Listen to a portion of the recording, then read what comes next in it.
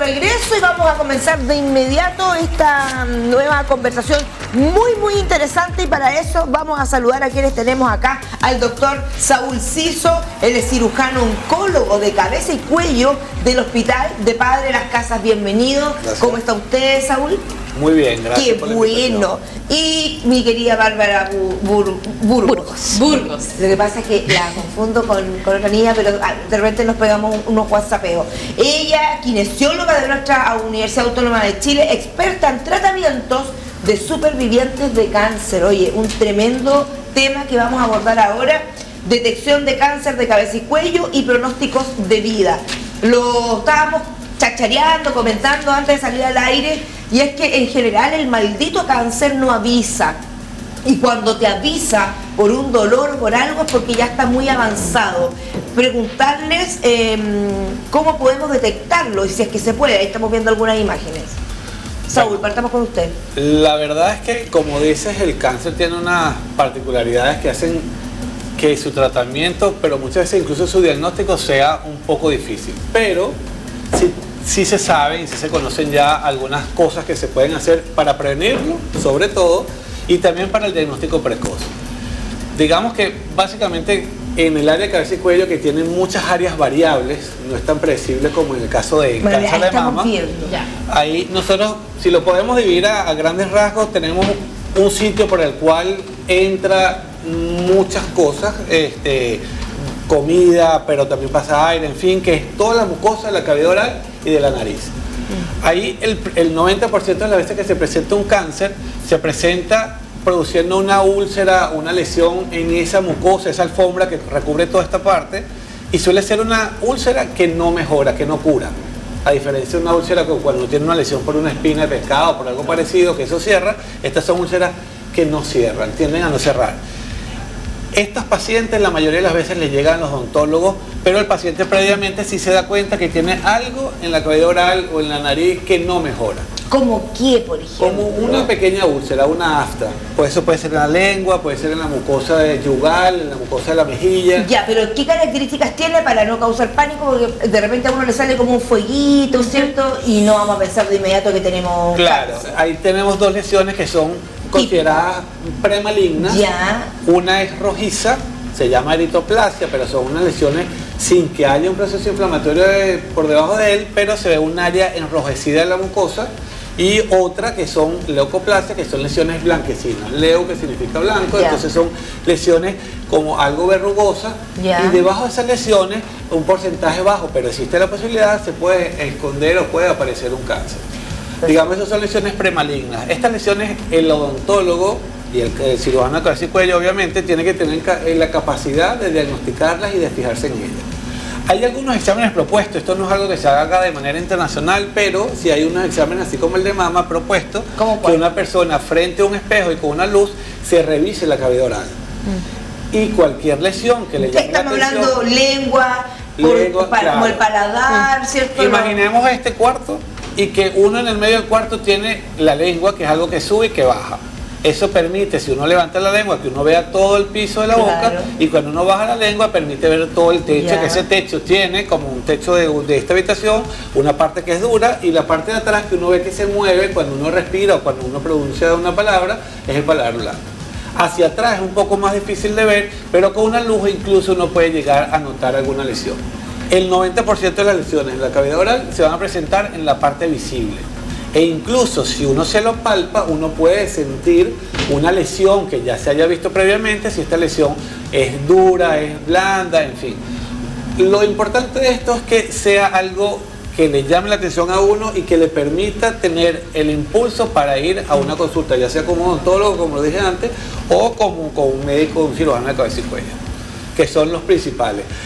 El principal problema del cáncer de cabeza y cuello es que no se diagnostica de forma precoz. 80% de los pacientes que se diagnostican de manera precoz van a sobrevivir al cáncer. Ahora, ¿cómo detectarlo? Porque, por ejemplo, el cáncer de mama está la mamografía, ¿cierto?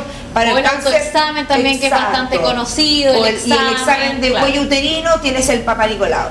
¿Cómo lo podemos hacer porque yo creo que nadie se imagina de pronto tener cáncer de cuello. O revisarse, sí. claro, ¿Cómo se llama ese examen para saber? Lamentablemente no existe un estudio, Ya. que eso se llama pesquisa, que sirva para hacer la pesquisa. A menos que te de hagan un cuello. PET, Pero para hacer, cumple los criterios de pesquisa, tiene que ser una patología con una frecuencia alta y un estudio que tenga la posibilidad de ser preciso o por lo menos hacer un tamizaje importante. Eso en cabeza y cuello todavía no existe, existen algunas propuestas. En los últimos años, o 10, 15 años, el cáncer de cabeza y cuello ha aumentado su frecuencia, entre otras causas, por el BPH, así como en el cuello uterino. Y hay algunas propuestas de hacer estudios parecidos al Papa Nicolau en la cavidad oral. Sin embargo, esto no es un estándar internacional, no es algo que esté establecido todavía. Va camino para allá. Podría convertirse en algún momento Ya. en un estudio estandarizado. Perfecto. Ahora, Bárbara, me parece tan power cuando yo tengo acá tu presentación de experta en tratamientos de supervivientes de cáncer.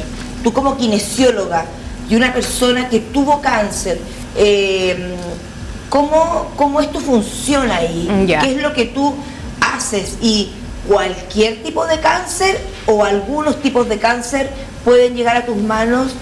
Es que generalmente ¿de qué se trata? ¿Cómo lo es? que pasa es que la rehabilitación oncológica es bastante amplia.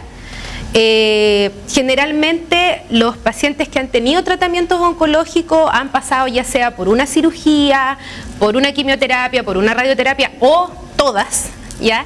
Y estos tratamientos pueden dejar algunas secuelas funcionales en la persona, dependiendo obviamente qué tipo de cáncer haya tenido. Claro.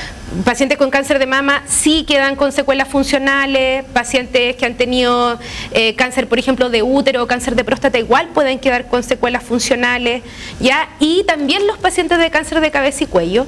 Ya. Pero además estos pacientes tienen una particularidad y que es que sus disfunciones son muy visibles, porque uno tiene que pensar que la zona de la cabeza y del cuello, y principalmente la cavidad oral, como decía el doctor Ciso, uno la ocupa para poder comer, para poder hablar, Todo. ya, para realizar todo, para respirar. Todo. Exacto. Gestos, Entonces tenemos personas que, como dice el doctor, muchas veces le ganan al cáncer, pero quedan con algunas secuelas que lo que nosotros queremos como rehabilitadores es que sean la menor cantidad posible. Una ¿ya? persona que tuvo cáncer de cuello o de cerebro, digamos, cerebro también, ¿no? Cavidad, sí, el cerebro se encarga de los Generalmente- neurocirujanos. Y, Sí. que sobrevivió para contarla, porque es grave. ¿Cuáles son esas lesiones con las que quedan? Ya, por ejemplo, generalmente lo que vemos son pacientes de cáncer de tiroides, que es súper común en nuestro país, o vemos pacientes que tienen cáncer de lengua, que les resecan, o sea, sacan la parte obviamente donde está el tumor, de parótida, de las glándulas que son salivales, y todos esos tratamientos, ya sea la cirugía, la quimio, la radio, pueden dejar secuelas relacionadas con fibrosis de tejido, por ejemplo, de que toda la musculatura en la zona del cuello, de la cara, que es un poco como dura, eso se refiere a la fibrosis. Entonces el paciente después manifiesta que tiene restricción de movilidad del cuello. Perfecto, Quiere manejar claro. o quiere hacer cosas y no puede, por ejemplo, mover el cuello. O le pasa que Claro, también... porque el cerebro manda las funciones para todo. Claro, lo otro, por ejemplo, que muchas veces manifiestan alteración a nivel de la movilidad del brazo, ¿ya? Obviamente tienen problemas a nivel del hombro, también hay alteraciones de sensibilidad, Y por ahí tú ejemplo. aplicas masaje, me imagino, tanto manual como también de algunos equipos, Sí, se ¿no? ocupa fisioterapia, Ya. se puede ocupar electroestimulación, se puede ocupar masoterapia, drenaje linfático se hace harto, porque muchas veces los pacientes cuando les resecan los linfonodos, los ganglios, quedan con edema después de este líquido que uno tiene que drenar, ¿ya? Y también se ocupa mucho el ejercicio, ¿ya? El ejercicio, pero guiado por un terapeuta, es fundamental para poder restablecer la función, ¿ya? Además, los pacientes de cabeza y cuello muchas veces no necesitan solamente de la ayuda del kinesiólogo, sino que de todo el equipo. Estamos hablando del terapeuta ocupacional, del Es un tema fonoaudiólogo, multidisciplinario. claro, Multidisciplinario. totalmente un enfoque multidisciplinar, y que eso es lo que estamos haciendo actualmente para las casas. Ahora, doctor Ciso, yo sé que quizás puede ser difícil, o sea, no difícil, sino que una pregunta que no va a tener una respuesta exacta, pero ¿cuándo realmente nos tenemos que preocupar? Me duele la cabeza, hay gente que tiene migraña y no por eso tiene cáncer del cerebro, siento un nódulo, ¿Qué cositas debiéramos estar atentos? Hay una regla de oro para las lesiones más frecuentes de cáncer de cabeza y cuello.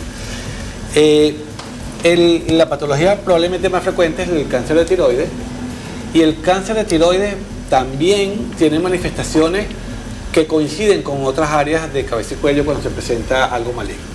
Y la principal de ellas es un nódulo en el cuello. Lo que uno llama una adenopatía. Por lo general, ¿en qué parte del cuello? Entre la mandíbula y la clavícula, en la parte anterior. Ya, de aquí a aquí. Exactamente. ¿Dónde? Acá. Se puede presentar tengo algo acá.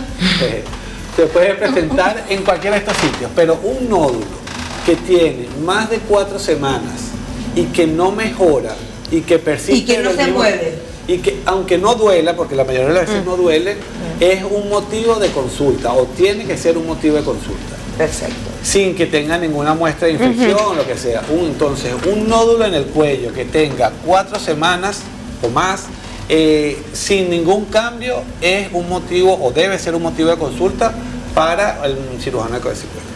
Perfecto.